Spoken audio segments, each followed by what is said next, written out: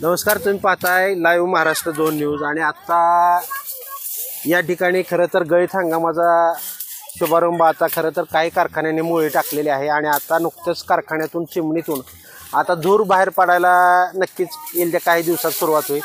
पण आता ऊस फडात काय परिस्थिती आहे आणि सध्या या ऊस टोळ्या एक मागील आठवड्यात किंवा 10-12 दिवसापासून माढा तालुक्यातल्या या कोंढरपट्ट्यात आल्याचं आपल्याला पाहायला मिळते। आणि आता ऊस मजूर या ठिकाणी या आता आम्ही सकाळी चांदज असेल, आडेगाव पाटे असेल किंवा कोंढरपट्टा असेल या भागात आम्ही सकाळीपासून आता फिरत होतो। तर एक साधारणपणे 100 ते 125 टोळ्या आपण म्हणू आणि त्यात मग प्रत्येक टोळीमध्ये वेगवेगळे 20-20, 30-30 कामगार असतील किंवा 40-40 जणांची टोळी असेल।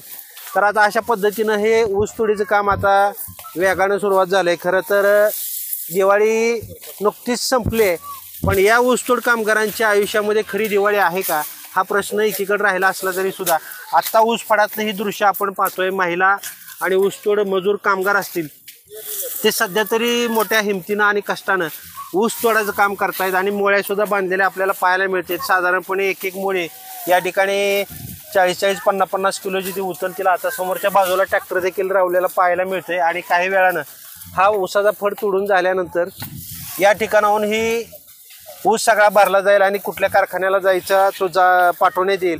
पण आता या ठिकाणी आल्यानंतर खरं तर एकीकडे समाजामध्ये श्रीमंती आणि गरिबीची नेहमीच चर्चा होत असते, मजुरांची देखील चर्चा होत असते।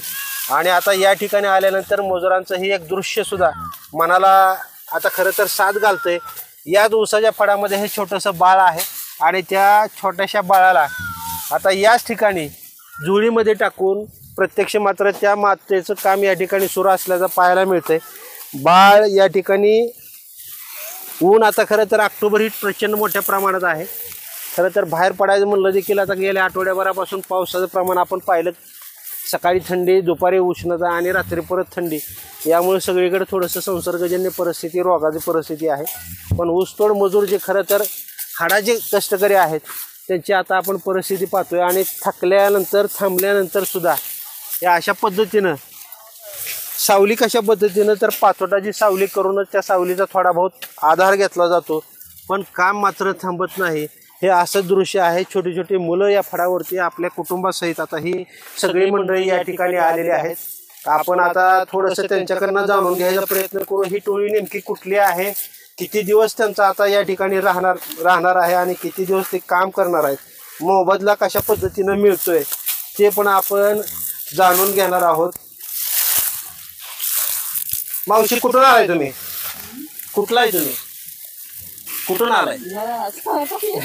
लास्ट आहेत मावशी। जरा आपण तिकडं त्यांच्याकडनं जाणून घेण्याचा प्रयत्न करूया। छोटी मुलं आहेत आणि ही पाचोटाचा सावली जी आहे पाचोटाची ती आपल्या छोट्या मुलासाठी तिने केलेली पाहिजे। ताई, तुम्ही कुठून आलाय? कडगाव कुठं आलं? बीड जिल्हा। आता किती दिवस झाले या ठिकाणी तुम्ही आलेला आहात?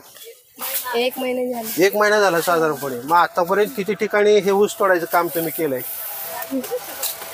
काय आठवतंय का, म्हणजे किती ठिकाणी ऊस तोडलाय किंवा काय? नाही आठवत नाही। पलीकडे मावशी जरा अनुभवी दिसत आहेत, त्यांचा ऊस तोडण्याचा वेग थोडासा जास्त दिसतोय, त्यांच्याकडनं आपण जाणून घेऊयात। खरं तर आता या ह्याच्यातून चालताना सुद्धा अवघड होतंय। मावशी, कुठून आलाय तुम्ही? धुळे जिल्हा। बीड जिल्हा? धुळे जिल्हा। धुळे जिल्हा, बर। धुळे जिल्हा, बरं। आता इतकं ऊन पडलंय आणि तुम्ही ऊसतोडी करताय सकाळपासून, अगदी मला माहिती आहे करत असाल। मजुरी काय मिळते, किती मिळते, काय अंदाज, कसं काय एकरावरती ठरलेलं असतंय का सगळ्यांचा पगार एकत्रित कसा असते सिस्टीम? मला 60,000 रुपये देत ते पैताला, बर। आणि वाडा इकून देते, मग ते पैसे खावायला पुरते। मग 7,000 कसं एकराला की नाही, मुकड्डम देते 7,000। बर। किती आठवड्याचे की महिन्याचे की कसं? सीझनचे। बर। मग आता ह्या सीझन 2-3 महिने चालणार आहे, मग 2-3 महिन्याचं 7,000 की कसं? 60,000 मध्ये जिथलं पैसे फिटलं तिथलं फेटायचं, जे निघणार ते देणार। बर। मग आता तुमच्या सोबत कोण कोण आलंय? घरातलं कोण आहे का? आम्ही 2 नवरा बायको, 2 पोरे। बर। तर हे अशा पद्धतीनं महिला असतील, सगळा मजूर वर्ग असेल या ठिकाणी आलेला आहे। छोटी छोटी बाळं सुद्धा आहेत आता एक यंग कार्यकर्ता पण आपल्याला त्याच्याकडनं पण आपण जाणून घेऊया. थोडासा हेडफोन कानात घालून तो या ठिकाणी ऊस तोडतोय. काय मित्रा तुझं नाव काय? मच्छिंद्र. मच्छिंद्र. ऐकू येते का तुला? मग शाळा काय काय गेला का नाही? शाळा शिकला का नाही तू? मग कितवी झाली तुझी?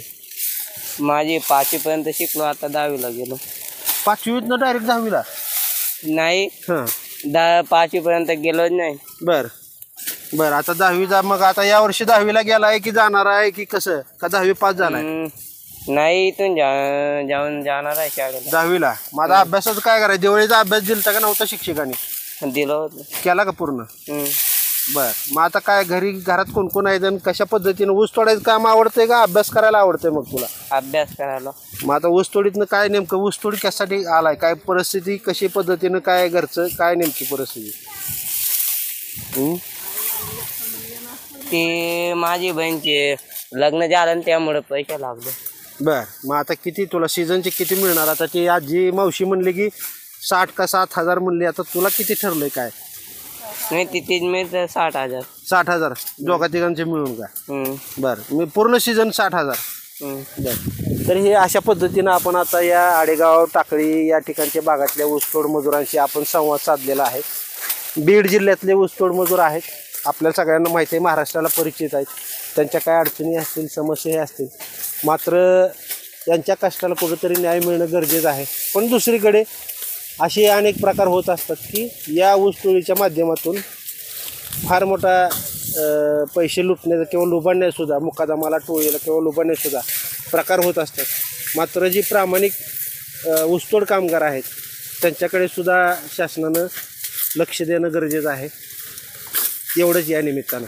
लाईव्ह महाराष्ट्र 2 न्यूजसाठी रमेश शिरसट, टाकळी.